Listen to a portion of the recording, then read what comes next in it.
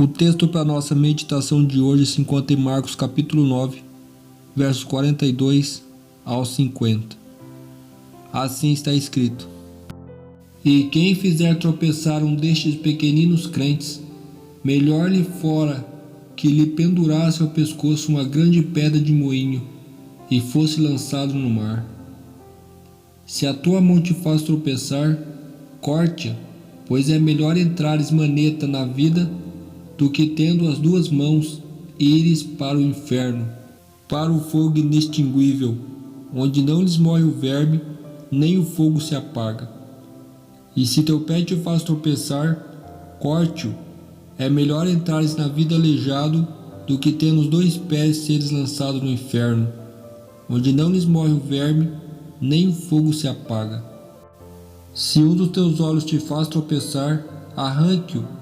É melhor entrares no reino de Deus com um só dos teus olhos, do que tendo os dois e seres lançados no inferno, onde não lhes morre o verme, nem o fogo se apaga. Porque cada um será salgado com fogo.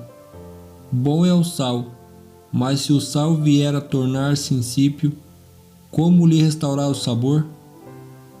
Tende sal em vós mesmos, e paz uns com os outros. Marcos capítulo 9, verso 42 ao 50. À primeira vista, esse texto parece uma coleção de diferentes ensinos de Jesus reunidos sem conexão. No entanto, um olhar atento revela que cada ensino sucessivo tem ligação com o anterior.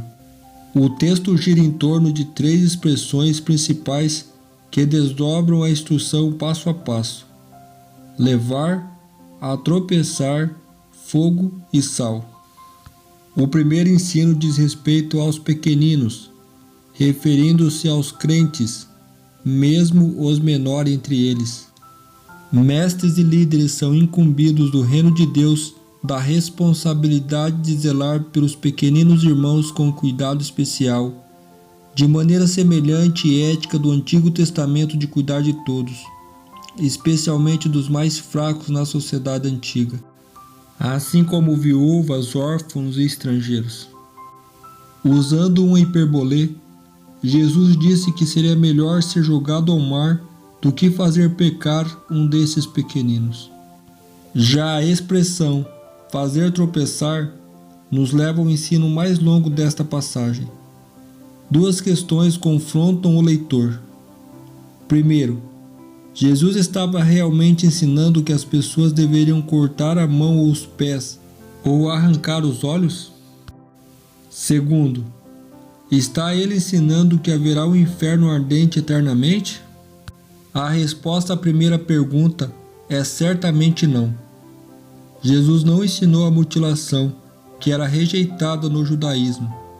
Para ilustrar seu ensino, o Senhor usou uma hiperbolé, uma figura de linguagem caracterizada pelo exagero. Se perder a mão, o pé ou o olho é terrível, quanto mais desastroso deveria ser para o cristão levar alguém a pecar. Assim como na primeira, a resposta da segunda questão também é negativa. Jesus não ensinou a existência de um inferno que arderá eternamente, embora muitos ensinam assim. A passagem contém um aspecto cômico. Pense em pessoas na cidade celestial com apenas um olho, um pé ou uma mão. Agora pense em pessoas com o corpo inteiro indo para o inferno. Não deveria ser ao contrário? Haverá alguém com o corpo perfeito no inferno? É uma comédia sobre um tema muito sério. Isso mostra que Jesus ilustrou a ideia com uma hiperbolé. O pecado deve ser levado tão a sério que seria melhor perder a mão, o pé ou o olho do que pecar. A palavra inferno significa consequências eternas, mas não o fogo em si. Os que se perderem não arderão para sempre, mas perecerão para sempre. Há uma grande diferença nisso. Deus não observa todos os pecados como sendo de igual magnitude. Há graus de culpabilidade a seus olhos, tanto quanto aos olhos do homem.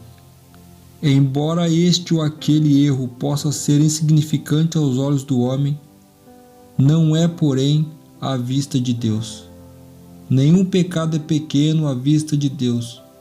Os pecados que o homem está disposto a considerar como pequenos podem ser precisamente aqueles que Deus considera como grandes crimes.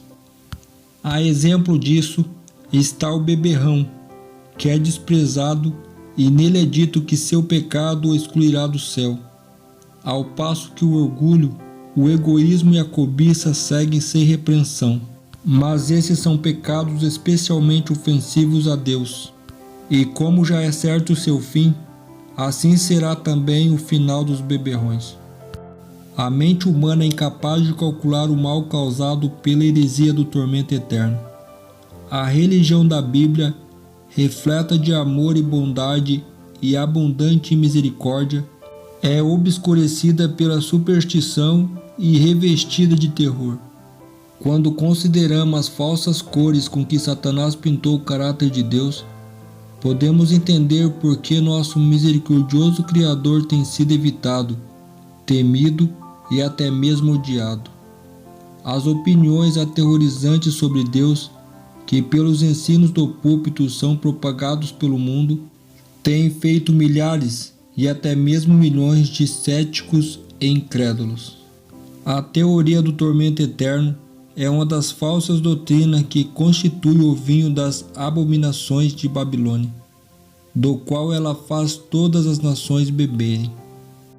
Não dá para entender como aqueles que se dizem ministros de Cristo aceitam de bom grado essa heresia e a proclamam no sagrado púlpito. Se nos desviarmos do testemunho da palavra de Deus, aceitando falsas doutrinas, porque nossos pais assim ensinaram, caímos sobre a condenação pronunciada sobre Babilônia. Estamos bebendo do vinho da sua abominação.